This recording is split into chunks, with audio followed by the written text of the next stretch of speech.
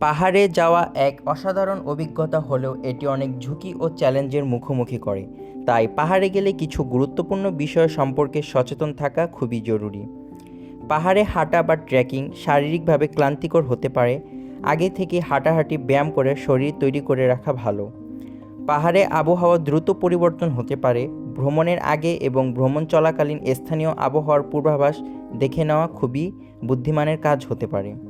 বৃষ্টির সময় সম্ভাব্য পাহাড় ভ্রমণ পিছিয়ে দেওয়াই উত্তম। গরম ও ঠান্ডা আবহাওয়ার জন্য উপযুক্ত কাপড় সঙ্গে রাখা। আরেকটি অনেক গুরুত্বপূর্ণ বিষয় তা হচ্ছে ছবি তোলার জন্য বা অন্য কারণে পাহাড়ের কিনারায় দাঁড়ানো, ঝুঁকিপূর্ণ জায়গায় ওঠা এবং ঝর্ণায় নামার সময় সচেতন থাকা খুবই জরুরি। সেলফি তুলতে গিয়ে অনেক সময় অনেক দুর্ঘটনা ঘটে, তাই অতিরিক্ত সাবধানতা অবলম্বন করা জরুরি। পাহাড়ে কখনোই একা চলাফেরা করা উচিত হবে না, বিশেষ করে যদি অপরিচিত জায়গা এবং দুর্গম পথ হয়ে থাকে যেখানে মানুষের আনাগোনা একদমই কম থাকে।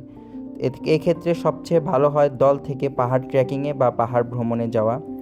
স্থানীয় গাইড বা অভিজ্ঞ কারো পরামর্শ মেনে পাহাড়ে চলাচল করা জরুরি।